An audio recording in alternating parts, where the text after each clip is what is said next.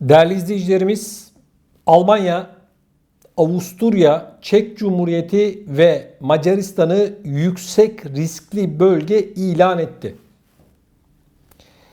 Şimdi bu yüksek riskli bölge terimini, deyimini geçtiğimiz aylardan hepimiz biliyoruz.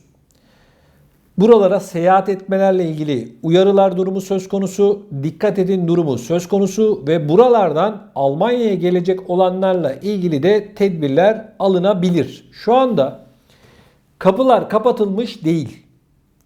Yasak yok, ancak yüksek riskli bölgelere gitmeyin uyarısı aslında bu. Önümüzdeki günlerde şunlar olacak.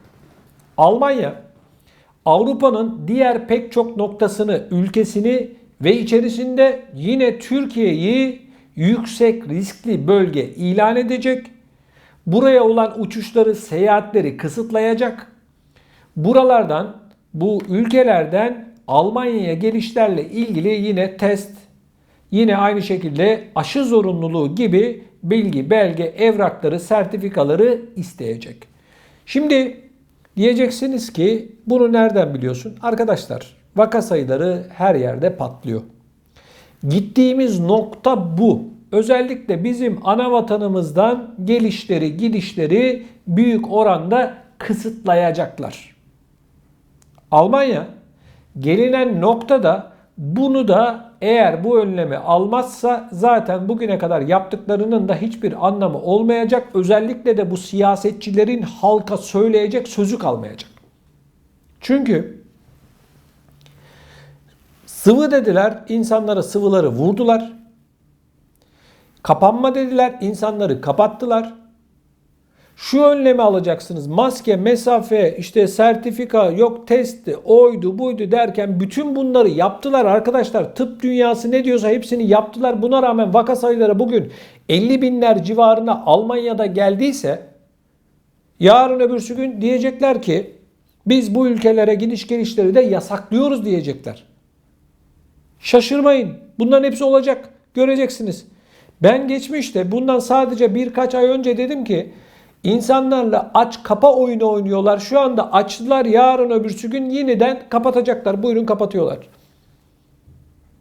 Yani bir şeyleri anlamak için müneccim olmaya gerek yok. Bu insanların, bu siyasetçilerin ne kadar başarısız olduğunu anlatmaya günler yetmez. İnsanların psikolojilerini bozdular. İnsanların tüm ekonomik yapılarını bozarak insanları gerçekten ekonomik olarak dibe vurdurdular. Almanya gibi, Fransa, Hollanda, İsveç, İsviçre, Belçika, vatandaşlarımızın İngiltere yoğun olarak yaşamış olduğu bu ülkelerde ekonomik olarak insanlar sıkıntıda dedik. Aylarca anlattık bunu. Yapılan sosyal yardımların yetersiz olduğunu, emeklilerin maaşına tek kuruş dahi zam yapılmadığını, markette, çarşıda, pazarda yangın olduğunu, insanların alım gücünün düştüğünü defalarca anlattık. Almanya'da geride bıraktığımız ayda enflasyon %4,5 olarak açıklandı. Yapılan sosyal yardımlar aynı, emekli maaşı aynı ama markette, çarşıda, fiyatta, pazarda fiyatlar en az %20 özellikle gıda ürünlerinde artmış vaziyette.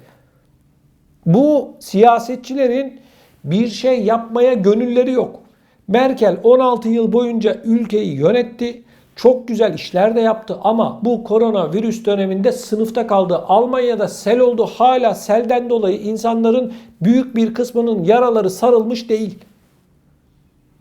İş yeri olan insanlara geçen yılki cirolarının %70'i oranında sosyal destek, yani korona desteği yapıldı. Peki emekliye ek bir yardım yapıldı mı? İşçiye ek bir yardım yapıldı mı?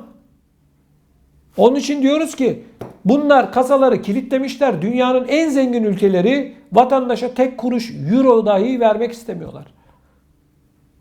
Kusura bakmayın. Durum bu. Birileri bana kızıyor biliyorum ama ben burada Avrupa'yı, Almanya'yı anlatıyorum. Türkiye'yi anlatmıyorum. Bak yine yoruma yazıyor bazı arkadaşlar. Diyorlar ki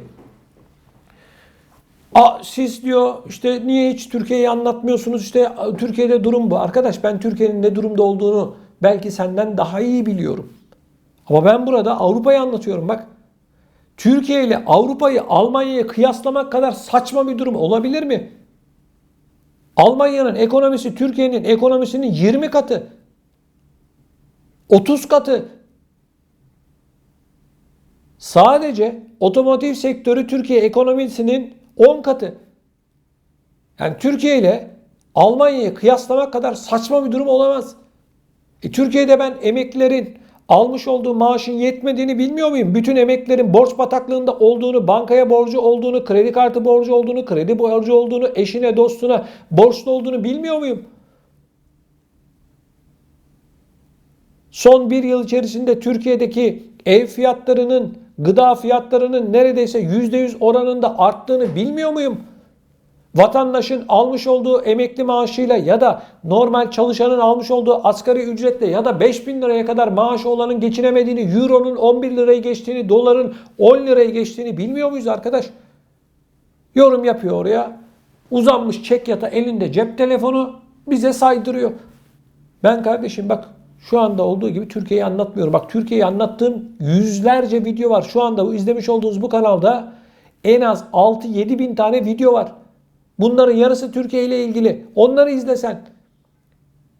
Uzanmış çekyata elinde telefon döşüyor bize. Ne diyeyim ben sana? Ne diyeyim? Ya aslında sana söyleyecek bir şey de yok yani.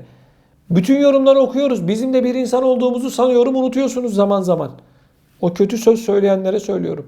İstediğin yorumu yap kardeşim. Aşağısı açık. Videonun yorum bölümü açık. Engellemiyoruz da. Küfür yok, hakaret yok. Her türlü eleştiriye açığız. Bizim yanlışımız yok mu? 7.000 tane video yapmış adamın söylediği vardır elbette yanlışları. Ama biz şu anki mevcut durumlar içerisinde Almanya'yı anlatırken onlar orada krallar gibi yaşıyorlar. İşte sosyal yardım, çocuk parası alıyorlar. Altlarında Mercedesler, BMW'ler, Audi'ler diyorsun da gel de bakalım gör bakalım. Eskisi kadar rahat mı Avrupa? Almanya eski Almanya mı? Gel bakalım. Gel. Hiç kimse aç değil çok şükür. Ama son bir yıl içerisinde özellikle de bu koronavirüs döneminde vatandaşın büyük bir sıkıntı içerisine düştüğünü anlatıyorum defalarca. Almanya'da en ucuz market olarak bilinen Aldi Market git bakalım. Rewe git bakalım. Lidl git bakalım ne durumda? Yani Türkiye'deki BİM, A101 şok ayarındaki marketler. Almanya'da ucuz market diye bir market yok. Türkiye'de de artık ucuzluk diye bir şey kalmadı. Arkadaşlar Türkiye'de BİM, A101 ve şok marketlere gidenlerin halkın %67'si bu marketlere gidiyor. Niye? Ucuz diye. Ama artık ucuzluk yok. Almanya'da da aynısı. Aldi ucuz diyoruz. Aldi'ye git bakalım hangi ucuzluğu göreceksin? Ucuzluk öldü arkadaşlar. Allah rahmet eylesin. Ucuzluk diye bir şey yok dünyada artık. Sadece hani Avrupa, Almanya, Fransa değil. Dünyada git Amerika'ya. Amerika'da da aynı. Her yerde aynı. Ama ben şunu söylüyorum. Diyorum ki Almanya gibi gelişmiş olan ülkeler bu koronavirüs döneminde halkın gerektiği kadar yanında olmadı. Olamadı. Olduğu noktalar var ama büyük bir çoğunluğu olamadı.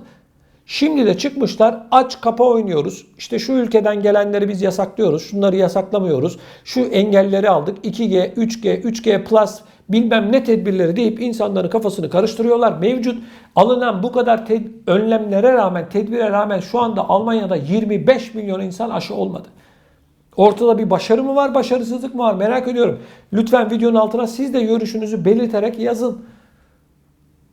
Şimdi diyorlar ki Macaristan, Avusturya, Çek Cumhuriyeti yasakladık diyorlar. Bu ülkeler çok riskli diyorlar.